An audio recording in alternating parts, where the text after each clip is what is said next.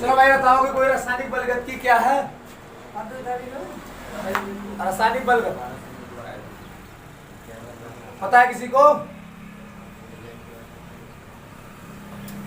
रसायन विज्ञान की वह शाखा जिसके अंतर्गत किसी रासायनिक अपक्रिया की दर या फिर उनकी क्रियाविधि का अध्ययन किया जाता है। ठीक, रासायनिक बलगति। दो चीजें, एक आपका रासायनिक अपक्रिया की दर बोल सकते हो या फिर इसी को वेग बोलते हैं, अपक्रिया का वेग। ठीक, या फिर उनका क्रियाविधि। रासायनिक अपक्रिया की दर या वेग या क्रियाविधि का अध्ययन किया जाता है रासायनिक बलगति। ठीक, पहली चीज होती है इसमें अपक्रिया की दर, मतलब अपक्रिया की दर, रेट ऑफ रिएक्शन।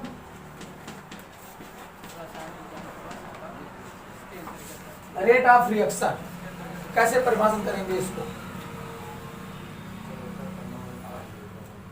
कैसे परिभाषित करोगे इसको? आर से डिनोट किया आता है इसको, स्मॉल आर से। ठीक, एकांक समय में किसी अपकारक अथवा उत्पाद की सांद्रता में होने वाले परिवर्तन को अपक्रिया की दर कहते हैं। जैसे आर बराबर लिख सकते हो आप क्या? अपकारक अथवा उत्पाद के सांद्रता में परिवर्तन बटे समयांतराल। ठीक, यहां से बात होती है अपकारक और उत्पाद के लिए। तो अपकारक का जो सांद्रता होता है, आप जानते हैं जब भी रिएक्शन होता है तो अपकारक की सांद्रता घटती, मतलब अपकारक की सांद्रता कुछ ऐसे। ठीक, अगर यही पे उत्पाद का देखा जाए तो उत्पाद का बढ़ता है। ठीक, कहने को आप लिख सकते हो कि आर बराबर अभिकारक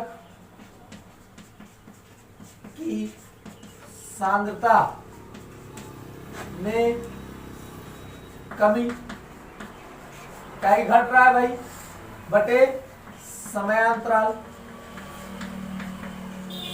ठीक, यहां से दूसरा उत्पाद के लिए लिखोगे उत्पाद की सांद्रता में वृद्धि बटे समयांतराल। ठीक, अभिकारक की सांद्रता में कमी होती है और उत्पाद की सांद्रता में वृद्धि होती है। कैसे आप इसको परिभाषित कर सकते हैं? नीचे वाले को एक मानिए, एकांक समय में अभिकारक अथवा उत्पाद के सांद्रता में होने वाले परिवर्तन को क्या कहते हैं? रेट ऑफ रिएक्शन, अपक्रिया की दर। ठीक, अगर आप किसी रिएक्शन, मान लो कोई अपक्रिया के लेके चल रहे हैं, जैसे आपका ए से बनता है बी। ठीक, ए अभिकारक है, बी आपका क्या है? उत्पाद। ये आपका अभिकारक रिएक्टेंट और ये उत्पाद प्रोडक्ट जो बन रहा है। अब इसको अगर आपको डिनोट करना है तो कैसे डिनोट करोगे? R equal to A, minus लगेगा क्योंकि कमी की बात है अपकारक में। ठीक, क्या? Delta active mass of A by delta T. ठीक, इसके लिए लोगे उत्पाद के लिए तो R equal to delta active mass of B by delta T. ठीक, ऐसे इसमें प्लस रहेगा ना सर? प्लस नहीं, प्लस नहीं रहेगा। प्लस कब रहेगा ध्यान दीजिए। देखिए, जैसे आपका है a प्लस बी जुड़ता है और c प्लस डी बनाता है। ठीक, a प्लस बी अभिकारक जुड़े आपस में और उत्पाद क्या बना दिए? c प्लस डी बना दिए। तो अगर कैसे इसको करोगे? देखिए, इसका करोगे आप, लिखोगे माइनस का delta active mass of a by delta T, फिर लगाओ प्लस, प्लस नहीं बराबर लगाओ डायरेक्ट, फिर माइनस का delta active mass of B by delta T, फिर बराबर सी का ले लीजिए, सी आपका उत्पाद है तो delta active mass of C by delta T बराबर delta active mass of D by delta T, ऐसे डिनोट किया जाता है इसको। ठीक, अब अगर इनके साथ में कुछ दूसरे तरीके के रिएक्शन आते हैं ना, जैसे ये भी हो सकता है आपका कि 2a प्लस 3b जुड़ा और 4d बना दिया। ठीक, कैसे डिनोट करोगे भाई? इसको लिखोगे 1/2 माइनस का delta active mass of a by delta t, ठीक, बराबर इसको लिखोगे माइनस का 1/3 delta active mass of b by delta t, फिर बराबर इधर लिखोगे 1/4 delta active mass of d by delta t, ऐसे लिखना है। ठीक, अब इसी प्रकार किसी रिएक्शन का अगर लिखना है तुमको तो कैसे लिखोगे? जैसे मान लो आपको लिखना है इस तरह कि N2 plus H2 gives out NH3। ठीक, बैलेंस ही बराबर कीजिए तो 3 हो जाएगा, यहाँ पे 2 हो जाएगा। कैसे करोगे भाई इसका? तो माइनस का delta active mass of N2 by delta T equal 1/3 minus का delta H2 by delta T, ठीक, बराबर किसके भाई? 1/2 delta active mass of NH3 और बाई डेल्टा T, ऐसे लिखा जाता है। ठीक, मतलब किसी भी अपक्रिया के दर को अगर प्रदर्शित करना है आपको, सिंपल सा ऐसे ही करना है। ठीक, डेल्टा लगा के परिवर्तन होगा। ठीक, चलिए लिखिए इसको, फिर आगे बढ़ते हैं। अगला टॉपिक है तात्क्षणिक दर। तात्क्षणिक दर या फिर इसको कहते हैं तात्कालिक, तात्कालिक। ये भी आर से नोट किया था। ठीक, तात्क्षणिक, तात्कालिक या अर्थ समझ रहे होगे कैसे? तत्काल, सुने हो ना? तत्काल मतलब कुछ ही क्षण में, मतलब अल्प समय में जब किसी अभिकारक अथवा उत्पाद की सांद्रता में परिवर्तन होता है, अल्प समय या बोल सकते हो क्षण। ठीक, कम समय में जब अभिकारक और उत्पाद की सांद्रता में परिवर्तन होता है तो उसे हम तात्क्षणिक दर कहते हैं। ठीक, आर से नोट करते इसको भी। आर बराबर लिख सकते हो आप कि अभिकारक अथवा उत्पाद की सांद्रता में परिवर्तन बटा अल्प समय अंतराल।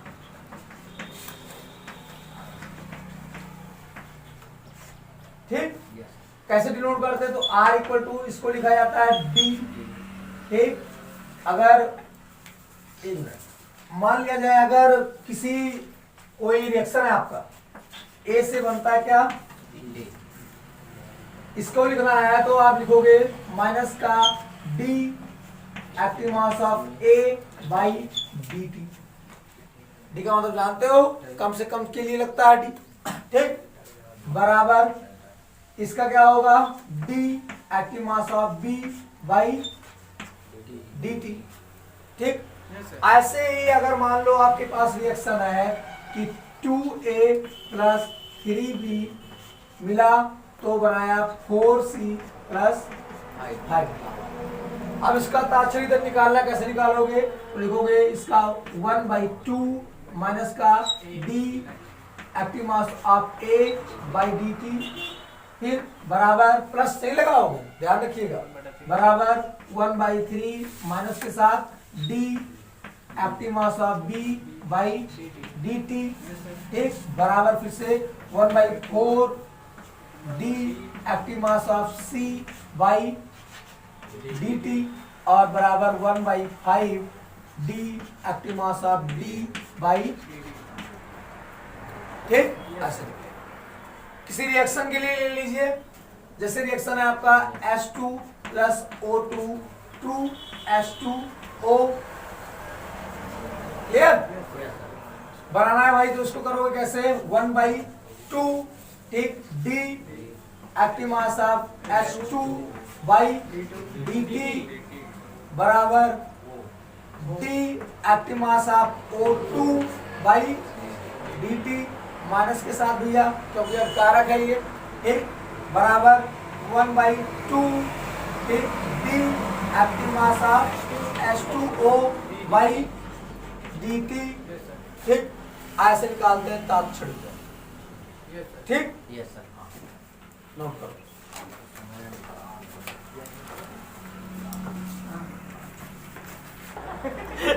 चलो बताओ शून्य कोण की अपक्रिया क्या होता है? वो अपक्रिया जिसमें अपक्रिया की जो कोटि होती है वो अपकारक की सांद्रता पर निर्भर नहीं करती। ठीक, क्या वह अपक्रिया जिसमें अपक्रिया की कोटि अभिकारक की सांद्रता पर निर्भर नहीं करती, शून्य कोटि की अपक्रिया कहलाती है। शून्य कोटि की अपक्रिया के लिए व्यंजक आता है, ठीक, अगर ना लिखे हो तो परिभाषा लिख लीजिए कि वह अपक्रिया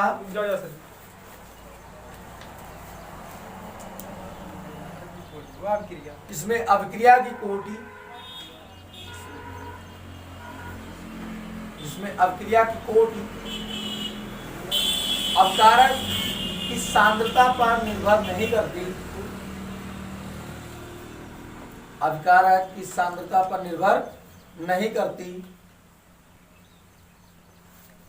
शून्य कोटि की अपक्रिया कहलाती है।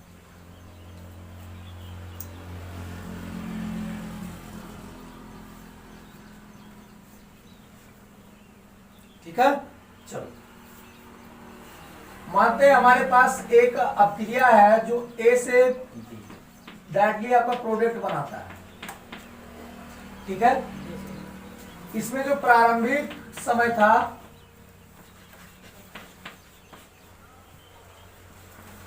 प्रारंभिक समय में उसकी सांद्रता ए थी, ठीक, इसकी अभिकारक थी, यहां से लिख लीजिए आप जानने के लिए, अभिकारक यहाँ पे उत्पाद है, तब उत्पाद बना ही नहीं था तो सांद्रता 0, ठीक, प्रारंभिक समय जब आप अपक्रिया शुरू कर रहे हैं तो केवल अभी आपके पास रिएक्टेंट है, अभिकारक है, अभी उत्पाद बना नहीं तो उसकी सांद्रता 0 हो गई।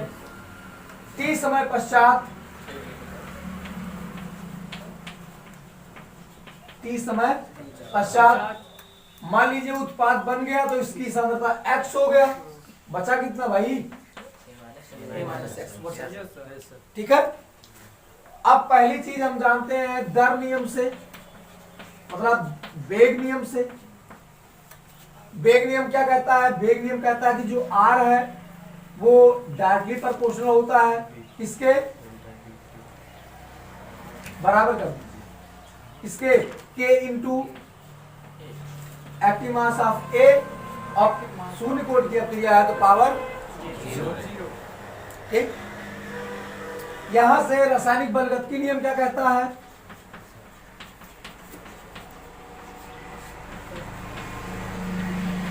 बलगतिकी नियम कहता है कि जो r है वो किसके बराबर है, तो dx बाई dt के बराबर है, ठीक। x सांद्रता में परिवर्तन कितना हुआ तो x हुआ, ठीक, बटे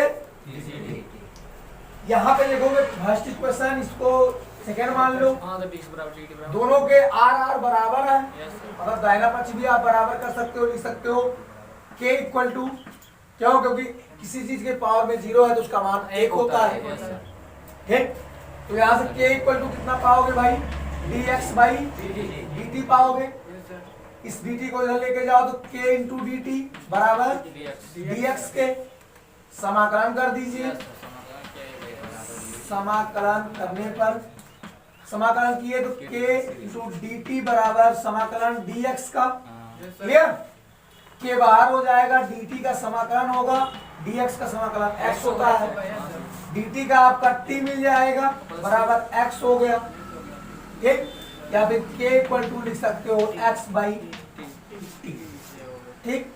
ये प्रथम कोटि शून्य कोटि अपक्रिया के लिए व्यंजक होता है, ठीक, नोट कीजिए। इसके बाद प्रथम कोटि पर आए,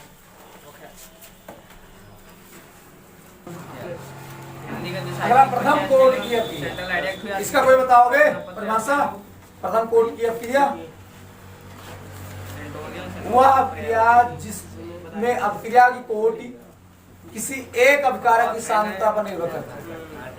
एक क्या लिखोगे, लिख दे रहा हूं, वह अभिक्रिया जिसमें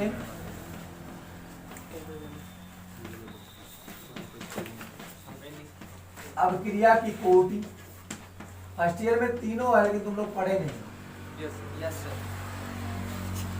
कोटि केवल एक अभिकारक की सांद्रता पर निर्भर करती है।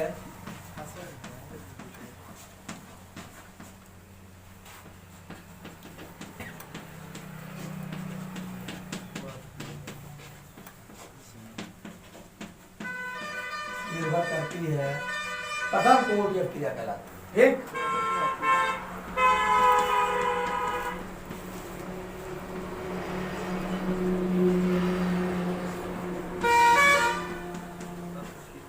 प्रथम कोटि अभिक्रिया कहलाती है। इसके लिए भी व्यंजक होता है जिसपे आपके सवाल भी लगते हैं, और ये इंपॉर्टेंट है, ध्यान रखिए। इसमें क्या होता है, मान लीजिए आपके पास ए से प्रोडक्ट बनता है, ठीक, यहाँ पे आप अभिकारक है ए और उत्पाद है, दो चीजें, ठीक। प्रारंभिक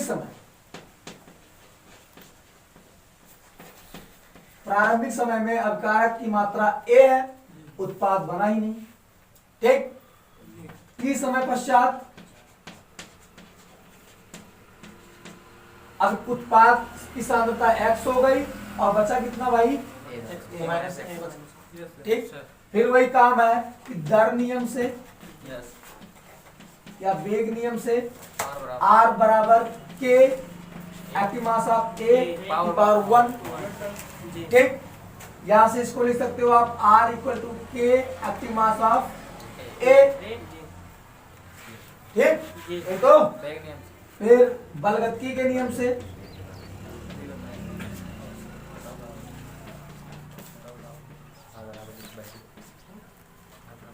बलगतिकी का नियम क्या कहता है भाई, R बराबर dx बाई dt, ठीक। यहाँ पे a कितना है, तो यहाँ पे आपका a है k a माइनस, ठीक। चलिए दोनों पक्ष बराबर है, फर्स्ट और सेकंड लिख लो, समीकरण फर्स्ट तथा सेकंड से आपका ये बराबर है, लिखोगे के ए माइनस एक्स बराबर D x by D T, D T उधर लेके जाओ भाई, तो के डी टी बराबर D x by A minus x, तो यहां से समाकलन कर दीजिए,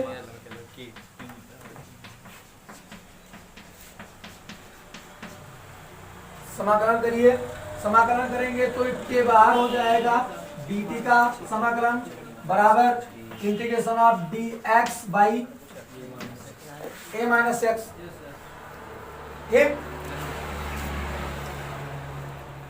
ये हो गया के टी प्लस सी इंटीग्रेशन का नियतांक बराबर, ये कितना हो जाएगा, तो माइनस का लॉग ए माइनस, माइनस क्यों लगाया आपको पता होगा, ये नीचे है जो ऊपर जाएगा तो माइनस लग जाएगा, क्लियर हो, कितना मिला। अब हम देखते हैं कि प्रारंभिक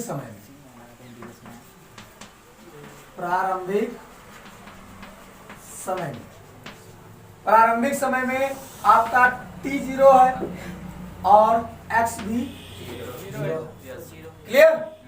यहाँ पे वैल्यू रखोगे तो c बराबर मिलेगा, ध्यान दीजिए, माइनस का लॉग, यहां से x 0 हुआ तो log a बचा, इस c का मान उठा के इसमें रख दीजिए, तो मिलेगा आपको के टी माइनस का log a बराबर माइनस का log a माइनस एक्स, ठीक। इसको इधर ले आइए, चाहे इसको इधर लेके चले जाइए, ठीक। तो मिलेगा के टी बराबर log a minus log a minus x, ऐसे भी लिख सकते हो आप, ठीक। यहां से के टी बराबर इसको लिख सकते हो आप log A by A minus X, ठीक। टी इधर ले आइए, K equal to 1/t log a by A minus X, ठीक। अब ये बेस ई में है, अगर आपको बनाना है किसमें, बेस 10 होना चाहिए ना, तभी सवाल लगेगा। तो के बराबर क्या मिलेगा भाई, 2.303 बटे टी लॉग 10 हो गया ए बाई ए माइनस एक्स। यही होता है प्रथम कोटि अपक्रिया के लिए व्यंजक। क्लियर? कोई डाउट? आई होप आप आई होप